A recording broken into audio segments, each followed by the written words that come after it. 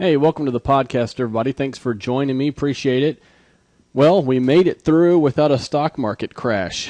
That seemed to be what everybody was worried about going into the weekend. And, of course, last week, towards the end of the week, I did a podcast admitting that I had capitulated to some degree, selling a few things, lightening up, and selling some things I didn't really want to sell, but Congress put me in that position. We were held hostage to this situation going on, and really this game of chicken is what it really boiled down to. And a deal did get done. Of course, at the point that I'm recording this, has not been voted on yet. Everybody believes there is enough votes to get it done. But we saw, of course, once the deal was announced, futures up plus 150 last night. Of course, we had a stock market open up, and then it sold off, and we'll get to that in just a minute. But if you didn't see anything from today, you knew the deal got done, what you saw was the Dow Jones lost 10.75 points, 12,132, doing a full round trip. The transports were down. The utilities were up on the day. The S&P 500 was down about 5 points, 0.41%. And and the NASDAQ was down 12, about 0.4% as well. So you saw it open up, and then it came back down and finished flat on the day. So let's take a look at that. So here's the picture of the Dow Jones intraday, and you can see a huge gap up early in the morning. So the first few ticks, market was way up. Started to slip. It was almost a buy the rumor, sell the news situation, and immediately all those buy orders that came in from overnight that were sitting there. So for those of you who do that, this is a good lesson why not to do that. You're sitting there on a Sunday night, you see the futures are up. You're thinking, I'm going to go ahead and buy some things. I'll just go ahead and put my order in now because I won't be around Monday. You put your orders in, and they are preloaded in the system. So you get a huge jump in volume at the open. The market spikes up, and immediately it starts to sell off, profit taking, or people shorting, whatever the case may be, and down it went. Then we had the ISM manufacturing number that came in way lower than estimates, and further proved that this economy continues to slow. Some people think double dip is coming, definitely. I say not so fast, but certainly if we keep accelerating at this point to the downside, then it's inevitable. But if we can just simply sustain and have a sideways moving economy, then I think the stock market can do fine, and I think we won't be in a double dip. But what's happening right now is it's selling off very quickly. The stock market's not only adjusting to it, but we're also seeing the economy spiral downward really at a very fast pace. And ISM actually fell at the fastest pace in the last 3 months, I think, since 2007 or 8. So again, during the financial crisis. So we're seeing some real bad economic numbers, and of course this has to do with when Washington's doing what they're doing. Confidence is also affected, and when businesses don't know what's going to happen, don't know what the rules are going to be, don't know what next Monday is going to look like, they don't hire, they don't buy a new piece of equipment, they hold off, and that's what I think you're seeing right now. So we saw the big sell-off in the Dow after that ISM came out, just after about 9 o'clock Central Time, and down we went. And at one point around lunchtime, I think the Dow was down about 150. So it had made almost a 250-point, 300-point swing from the high, 12,280, down to 12,000. We had dropped almost 300 points from the opening tick. So somebody who bought at the opening and perhaps got panicked out and sold at noon lost a lot of money. And here we were, finished the day almost right back where we started from. Why did we rally?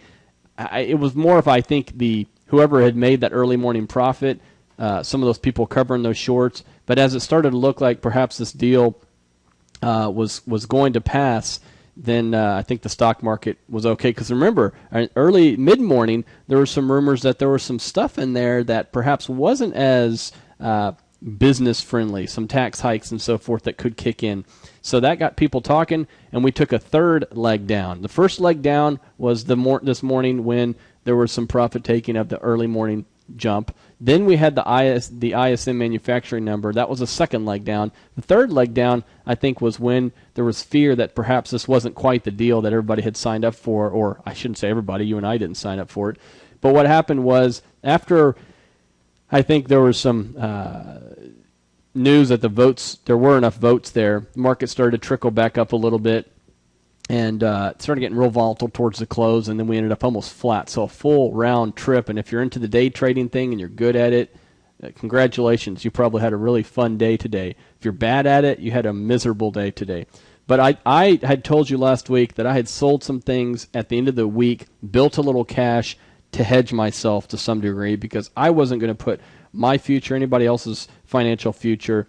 It was kind of a crapshoot. I mean, we knew that the market could open down 200 or 300 this morning or up 200 or 300, depending whether or not they got this deal. Now, I never thought that there would be a default because we control the printing presses, don't we? We're the ones who make the paper money that's used to pay off this stuff. So that never was a true issue, I don't think. I think the debt downgrade is something that's probably, I don't know if it's off the table or not yet. Perhaps not. It was more, are we going to be able to pay all these bills and just have disruptions, I think. And I really thought if they didn't get a deal done, you were probably going to look at state parks, or excuse me, some of these national parks closing, the Smithsonian, all those types of things. But to scare people and say Social Security wasn't going to get paid, I thought was ridiculous. So there's a lot of jockeying for position here and a lot of politics involved. And but anyways, we came full trip. You can see it there on the graph. Now, if you look at the ISM numbers that came out, this is the ISM manufacturing PMI that came out this morning. Has a reading of 50.9 there on the right side. Generally, below 50 is considered contraction. Above 50, expansion. So we're very, very close to getting that contraction. And you can see the sharp sell-off in that. Coincidentally, look at this from a stock market perspective. Doesn't that kind of look like the stock market? We bottomed in early 09. The economy always turns up typically in advance or very close to the stock market. You can see it bottomed in, this ISM number bottomed in right at the fourth quarter of 08, first quarter of 09. The stock market, of course, bottomed in March of 09. And up we went, had a nice little recovery, kind of flattened out. Remember last spring and summer, the whole Greece situation, the flash crash, this thing looked like it was rolling over, and then it flattened out, and we had a second acceleration in the latter part of 2010 and early 2011. But look what's happening now. It's gone from 62 or so down to 50 in just a few short months. So that's got a lot of people worried. Perhaps it can turn around on a dime, as it did in mid-2010. But it sure doesn't seem like there's any reason for it to. I didn't see anything in this agreement that really helps the economy. If anything, it was more defense, right? No tax hikes and things like that. But it wasn't anything stimulative to get the economy going. So, I don't think the market should celebrate this. I think it's business as usual, really. In fact, if anything, this brings onto the table once again, and I've talked about this for several weeks, QE3 is starting to be mentioned once again, and that's what Ben Bernanke likes to do, and he's going to do it, I think. But remember, interest rates on long bonds have come down because the data is so weak, and so interest rates are coming down. That was the whole point of him purchasing bonds, was to get those rates down.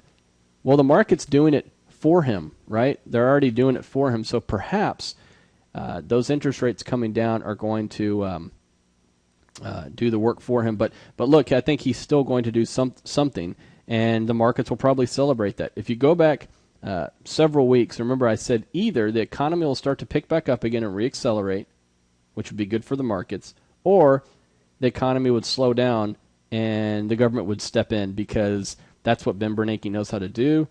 The politicians have an election in a year, and you heard something today where they said we need to get America back to work. All those different things that typically lead to them doing something that's market friendly. So perhaps that's why the market will hold up here and go higher. But again, we need to see the data. And as I've said, I believe this is still a correction. It's not necessarily proving to me to be anything but a correction. but that doesn't mean that we shouldn't have a lot of cash built up and just waiting here and start building our shopping list for things that we want and couldn't get before this sell-off.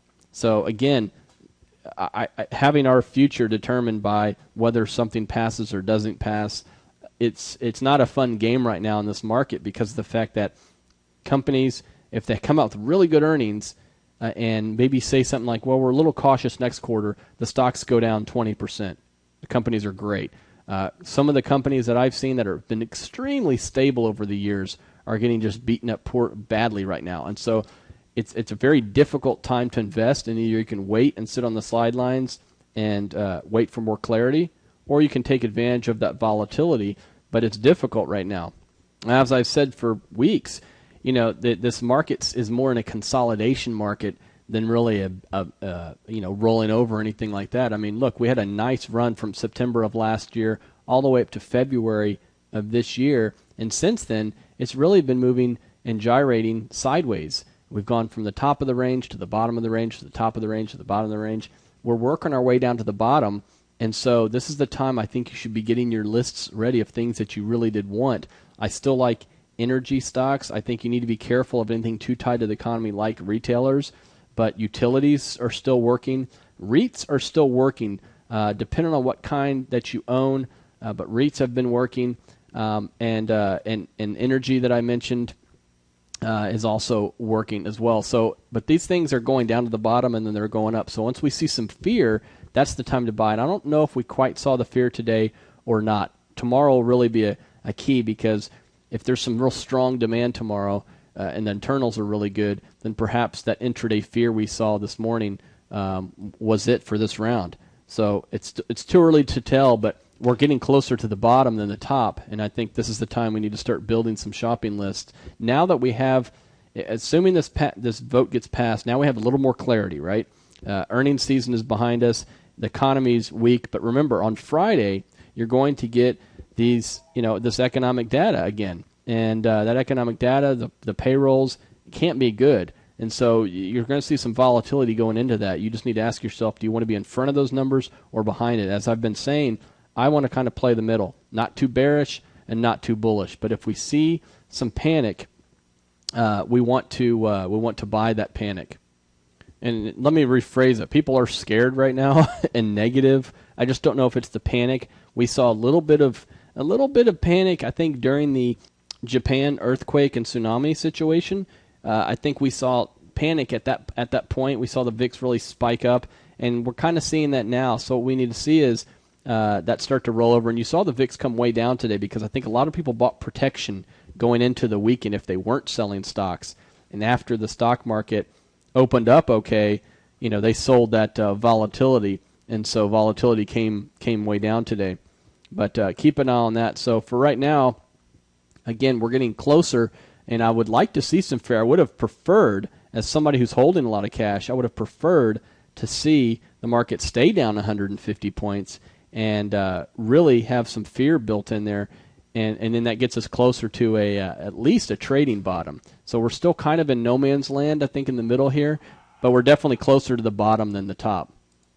Now you can see tomorrow we've got personal income coming out, personal spending, the PCE deflator, which the Fed watches pretty closely, and domestic vehicle sales. So all those things, again, giving us more clues on where the economy is going. And so far, everything's kind of confirming that it's getting weaker, not stronger. But again, don't necessarily look at that and say, well, I should automatically sell stocks if the economy is getting weaker, because it's what do they, meaning the Fed, the government, do about it. And I guarantee you they're not going to sit on their hands and continue to watch this. That's just not their style, is it? So we've got that, and then the payrolls numbers later on this week. Don't forget, throughout the day, carleggers.com, twitter.com/Carl Eggers, and, of course, eggerscapital.com as well. Thanks for joining me. Appreciate it, everybody. This show is for entertainment only, and information provided by the host, guest, and this station should not be deemed as advice. Your investment decisions should be based on your own specific needs. You should do your own research before you make those decisions.